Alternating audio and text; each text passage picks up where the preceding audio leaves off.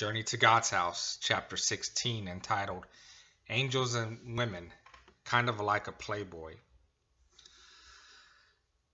So the author, Brock Townend, starts off by saying that ever since he was young, he was an avid reader.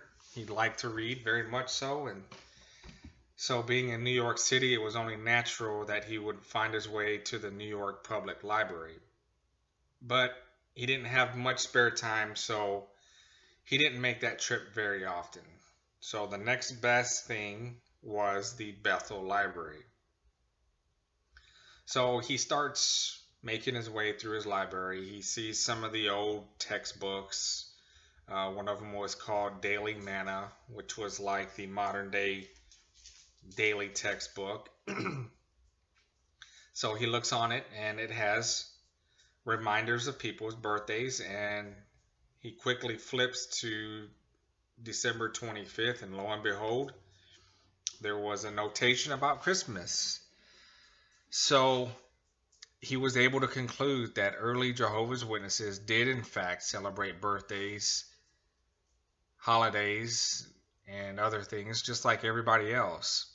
Well, that all changed in the 30s, but surprisingly, this discovery paled in significance when he found the book called Angels and Women.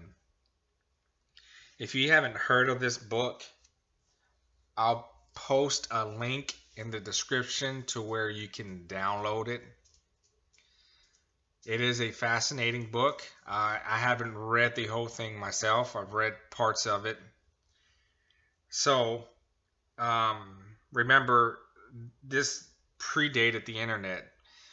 So the Jehovah's Witnesses and demons, they didn't mix well. And many were very innocent about these types of things. And certainly the author admits that he was as well. So he shares some parts of the foreword in the book, and maybe I'll go ahead and just do a screenshot of those pages for you and let them. I'll put them on the screen for about 15 seconds. So pause if you want to read the entire page.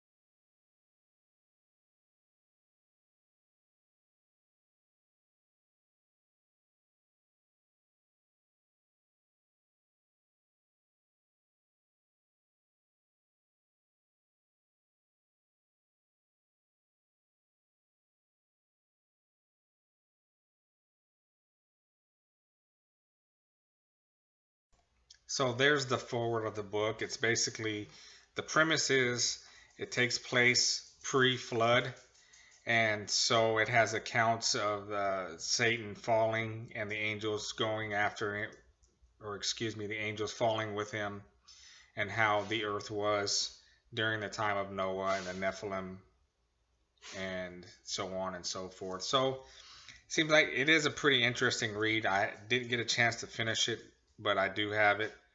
And so, like I mentioned before, I'll go ahead and post a link so you can download the book and read it yourself. But after he was done reading the book, he thought he could talk about this with everyone. So one day he brought this up to one of his elders in his congregation in a car ride to a meeting that they were going to. And when he brought it up, the elder said in a lowered voice that we should not be reading that book. So, of course, the next obvious question is why? Well, because the book has spiritism, and its original manuscript was written with what is called automatic writing. And that's when a spirit grabs a hold of your hand in your fingers and your pen or pencil and writes for you. So he went on to explain that the original book, Seola, if authentic at all and not made up, can only be understood to have come from a demon itself, and we should not be reading words from demons. If not authentic, then it was a sham, and as it claimed to have supernatural authorship. So either way, they shouldn't be reading it. And they shouldn't be talking about this book either.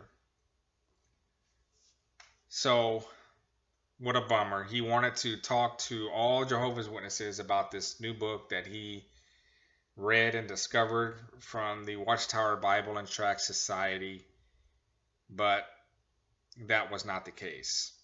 According to this elder, nobody should be talking about it. So, of course, Brock naturally would think, why in the hell would Pastor Russell and J.F. Rutherford, our religious founding fathers, get mixed up in a book that had connection to Spiritism?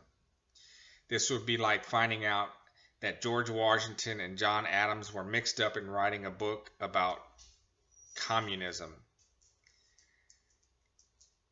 So didn't that mean that he read a book that was written by demons in the first place and he enjoyed it? So really, it was the Watchtower Society that was in the wrong for keeping this book in their library in the first place. So the elder basically told him to drop it, and he did, but he did politely ask why the book Angels and Women was in Bethel Library in the first place. Although his answer is forgettable, he does recall saying to the elder's response, well, to me then, this is like putting Playboy magazine in the Bethel Library and then telling us not to look at it. He had no answer for that. This is going to conclude this chapter. Stay tuned for the next. Thank you for taking time to listen to my summary of the book, Journey to God's House. Post your comments, like and share this video, subscribe to my channel, and stay tuned for the next chapter.